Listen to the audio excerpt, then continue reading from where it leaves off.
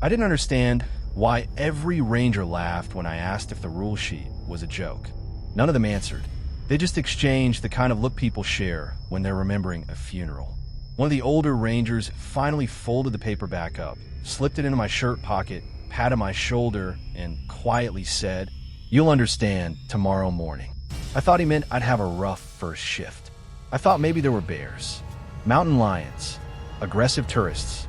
I had no idea he meant that, by sunrise, the paper would stop sounding ridiculous. Because every impossible rule on that list would already have saved my life once. And one of them, I wouldn't realize I'd broken until it was far too late. My name is Ethan Cole. Before Yosemite, I'd worked as a park ranger in Lassen Volcanic National Park for almost 6 years. It wasn't glamorous, but I loved it. Most days were routine, helping lost hikers, checking permits, closing trails after storms, occasionally assisting search and rescue. The wilderness never frightened me. People did. The woods always behaved like woods. People were unpredictable. When Yosemite offered me a permanent ranger position, I accepted before finishing the email. It was every ranger's dream assignment.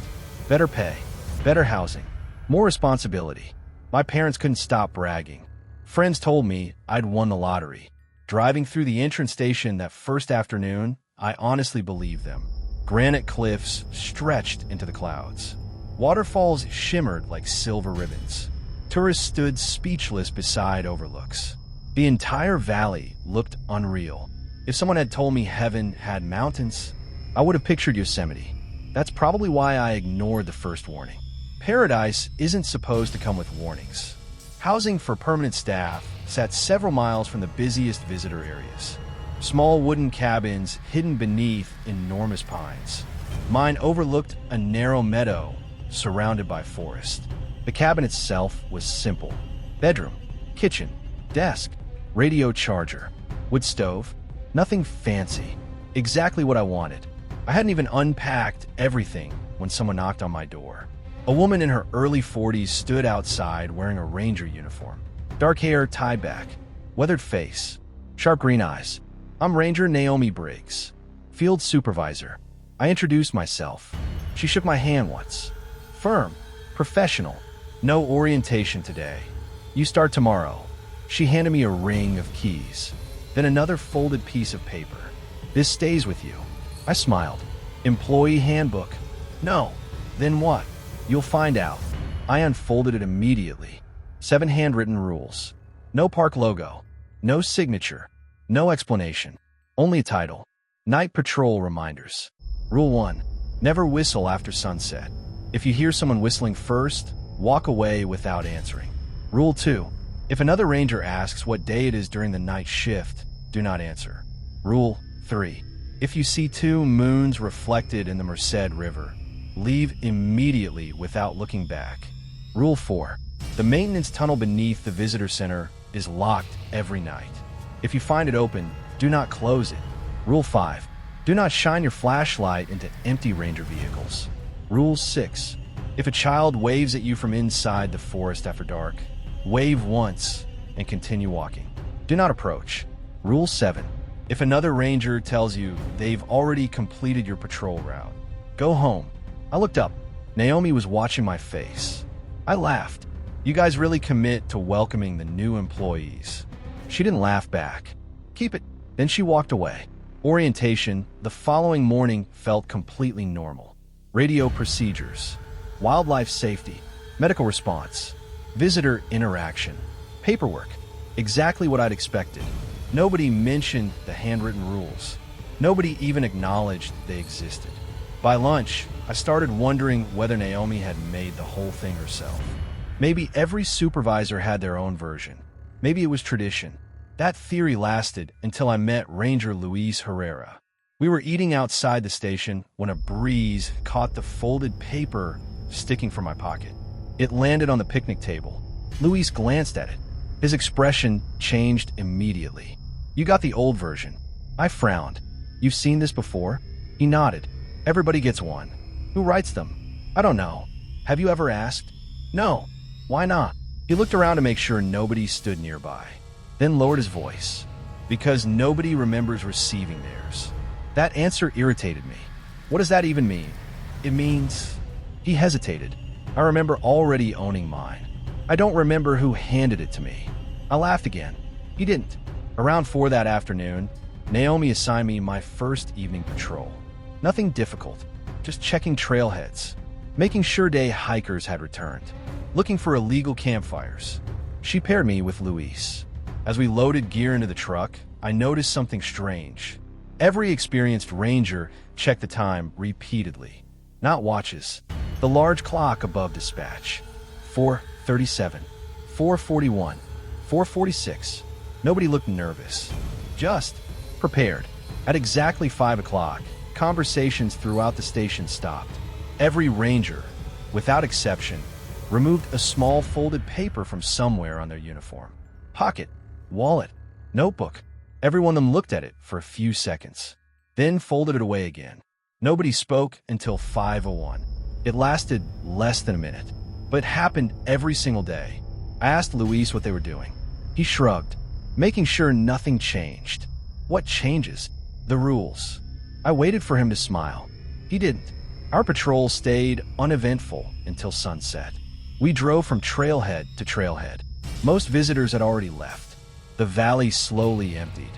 Long shadows stretched beneath the trees. The forest grew quieter. Not silent, just watching. You ever notice that? I asked. What? The woods feel different after dark. Luis nodded without taking his eyes off the road. That's because the visitors leave. I mean the animals. They stopped talking. Before I could ask what he meant, a clear whistle echoed through the trees. 3 short notes. Hi. Almost cheerful. I instinctively smiled. Someone's still hiking. I started lowering my window. Luis slapped my hand away, so hard it stung. What are you doing? Didn't you hear? I heard it. So, his face had gone pale. He accelerated immediately. We're leaving. It was probably just a camper. No. Someone whistling. No. He drove another quarter mile before speaking again. Did you whistle back? What? Answer me. No. Good. He finally relaxed. I remembered Rule 1. Never whistle after sunset. If you hear someone whistling first, walk away without answering. For the first time, I stopped thinking the rules were a joke. About 20 minutes later, we stopped near the Merced River to check a small footbridge. The moon had already risen. The water reflected it perfectly. Beautiful. Calm. I walked toward the railing. Something about the reflection caught my attention. I leaned over slightly, then froze. There were 2 moons in the water, one directly above the other, perfectly identical. I looked up. Only one moon hung in the sky. I looked back down. Still 2. My mouth went dry. Luis. He didn't answer. I turned around. The truck was still there. Engine running. Driver's door open. Luis was gone. Then, from somewhere across the river, a flashlight switched on, and someone wearing a ranger hat slowly raised one hand, beckoning me to come closer. That I almost waved back. Not because I recognized the ranger, because for one terrifying second, my brain decided nothing about the situation was unusual. Of course, another ranger was standing across the river. Of course, he wanted my attention. Of course, I should walk over and see what he needed. Then I looked down at the water again. The second moon was still there. The rule hit me like a punch. If you see 2 moons reflected in the Merced River, leave immediately without looking back. I didn't hesitate. I turned away from the river and ran toward the truck. Behind me, I heard boots splashing into shallow water. Not one pair. Several. Heavy. Steady. Like multiple people had stepped into the river at exactly the same time. I kept running. The truck was only 50 yards away. I never looked back. When I reached the open driver's door, Luis suddenly climbed out from the passenger side. His breathing was calm, almost bored. Good. You remembered. I stared at him. Where did you go? What do you mean? You disappeared. I never left the truck. You. I stopped. Had I actually seen him leave? Or had I simply assumed he had? The memory already felt uncertain. Luis shut my door. Let's get moving. Neither of us mentioned the river again. The drive back was silent. Halfway to the ranger station, Luis finally spoke. What did you hear? I didn't hear anything. You will. What? The river never shows 2 moons by itself. It wants your attention. If you look back, it starts talking. I laughed nervously. Talking? He nodded once. It usually sounds like someone you trust. My first night, it sounded like my brother. My brother died 6 years earlier. I didn't know what to say after that. We reached the station shortly before 9. Most of the day, staff had gone home. Only the night crews remained. Dispatch, security, maintenance, search and rescue. Everything seemed ordinary again, until I noticed something in the parking lot. Every ranger vehicle had been backed into its parking space, except one. A single SUV faced forward. Its headlights were off, engine cold, nobody inside. I pointed toward it. Someone forgot how to park. Luis stopped walking. His eyes locked onto the SUV. Don't. What? Don't shine your flashlight at it. I wasn't planning to. He looked relieved. Then, one of the maintenance workers exited the station carrying a flashlight. He walked toward the same vehicle, apparently looking for something. I watched him raise the light. Luis immediately yelled, "Eric, too late." The flashlight beam hit the driver's seat. The maintenance worker froze, completely still.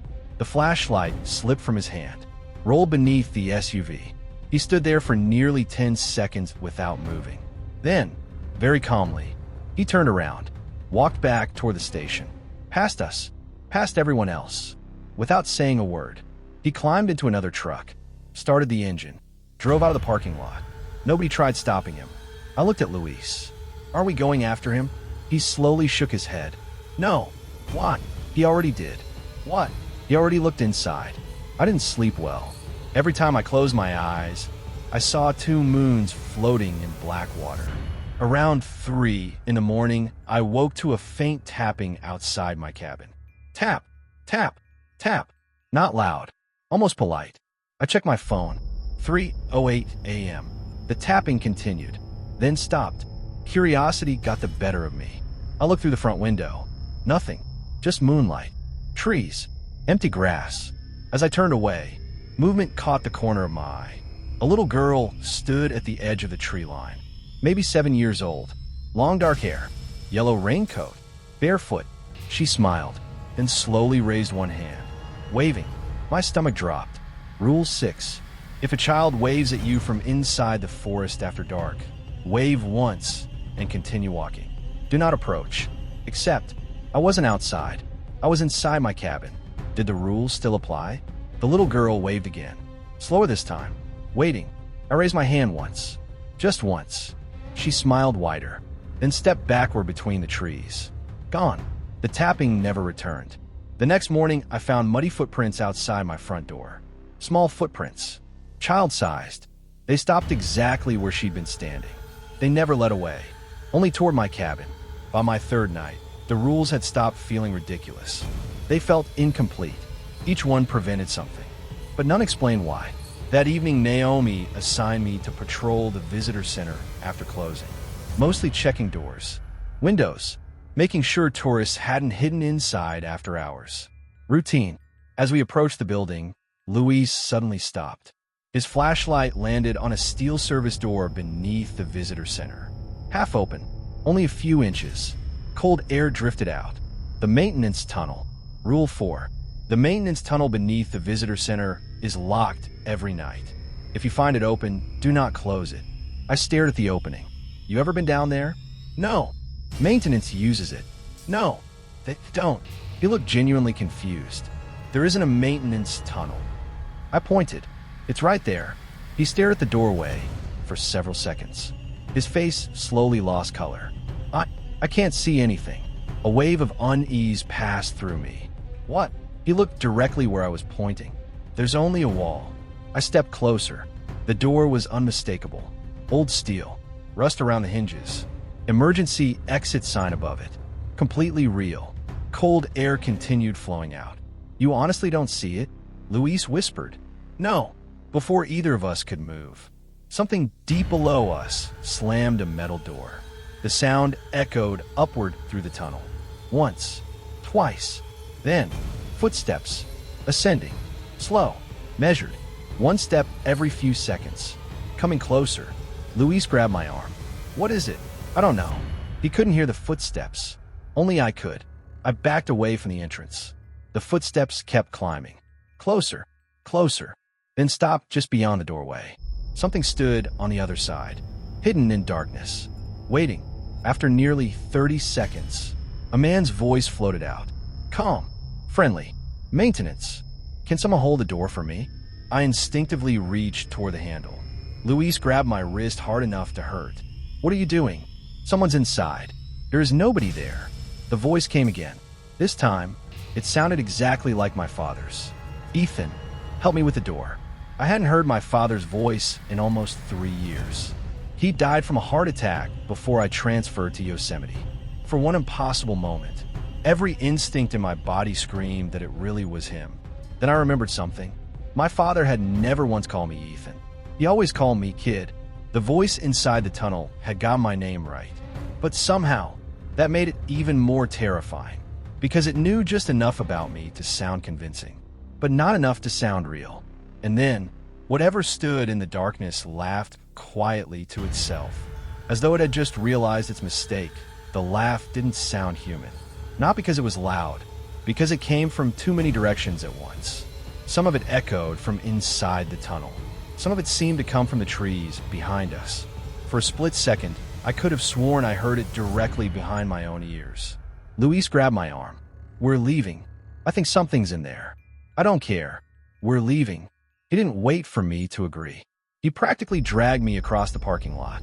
The farther we walked, the quieter the laughter became. When we reached the truck, I looked back. The tunnel door was gone. There was only a concrete retaining wall, exactly where Luis insisted it had always been. Neither of us mentioned it on the drive back. Instead, Luis pulled into an overlook above the valley. We weren't scheduled to stop there. He killed the engine, sat silently for nearly a minute. Finally, he asked, "What did it sound like?" "What?" "The voice." I hesitated. "My dad." He nodded. "Mine was my wife." I stared at him. "You never told me you were married." I was. The way he said it made my stomach tighten. "We lost her." "No, I did." He looked out over the valley. "She disappeared here 12 years ago. They searched for 3 weeks. They never found a body." I remembered reading about missing hikers before accepting the Yosemite transfer. There had been dozens over the decades. Some solved, many weren't. "You think whatever this is took her?" Luis didn't answer. Instead, he quietly asked, "Did the voice make one mistake?" I looked at him. "How do you know?" "It always does. It knows everything, except the one thing the real person would have said." The next afternoon, I visited the archives beneath the administration building. Officially, I was researching historic trail closures. Unofficially, I wanted to know how many people had disappeared in Yosemite. The record stretched back over a century. Thousands of incident reports. Most were ordinary. Falls, floods, avalanches, lost hikers. Then I found something strange. Every 15 to 20 years, there would be a cluster of disappearances, always during roughly the same week, always at night, always involving experienced outdoorsmen, rangers, climbers, guides, people who knew the wilderness better than anyone. Then, nothing. No explanations. No recovered remains. Just missing. One file caught my attention. Firewatch Ranger. Name, Daniel Brooks. Status, missing. Last report. Subject insisted another ranger completed his patrol before he arrived. My pulse quickened. Rule 7. If another ranger tells you they've already completed your patrol route, go home. Daniel Brooks hadn't. He vanished. I photocopied the report. As I slid it into my folder, another document slipped from between the pages. It wasn't part of the official file. It looked older, typed on yellowing paper. No date, no signature, only a single sentence. The rules are rewritten after every replacement. Replacement? Replacement for what? Or for who? That evening, Naomi assigned me to patrol Glacier Point Road alone. Luis had been called away to assist search and rescue. I didn't like working by myself anymore. Not after the tunnel, not after the river. But refusing assignments wasn't an option. By 10 o'clock, thick fog rolled across the road. Visibility dropped to maybe 50 feet. The forest became nothing but dark shapes. The radio stayed unusually quiet. Then, static, a male voice. Unit 12. Silence. Another voice answered. Go ahead. I frowned. Neither voice belonged to anyone I recognized. The dispatcher wasn't speaking. No call signs matched current staff. The conversation continued. Replacement confirmed. New ranger adapting. Estimated transition. 3 nights. The transmission ended. I checked my radio channel. It was still on the official park frequency. No one else seemed to have heard it. About half an hour later, I reached an old trailhead that had supposedly been closed for years. The parking lot was empty. One vehicle sat near the entrance. A Ranger SUV. Its emergency lights were off. Driver's door open. Engine running. I stopped. Rule 5 flashed through my mind. Do not shine your flashlight into empty Ranger vehicles. The SUV looked abandoned. No movement. No sound. Just idling. I called over the radio. Dispatch. I've located an unattended park vehicle.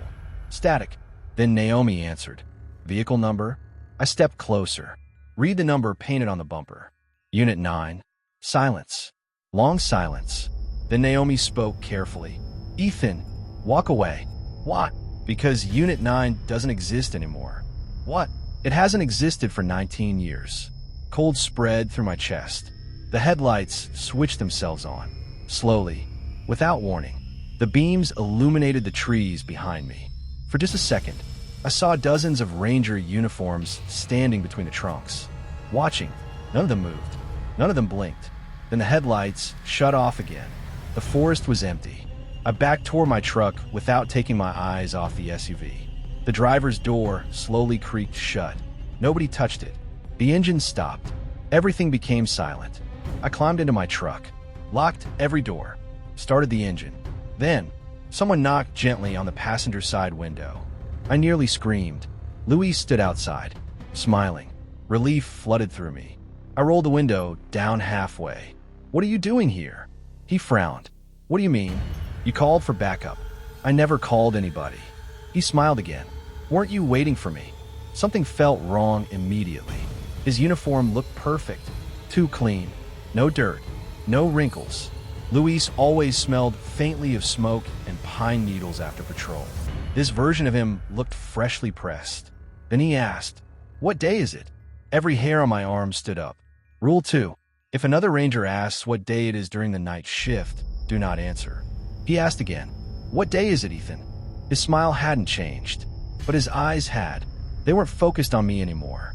They were focused on my reflection in the window, as though someone else sat inside the truck with me. Slowly, very slowly, I reached for the gear shift. The smiling ranger outside tapped the glass one last time, then whispered, "You already answered," even though I hadn't said a single word.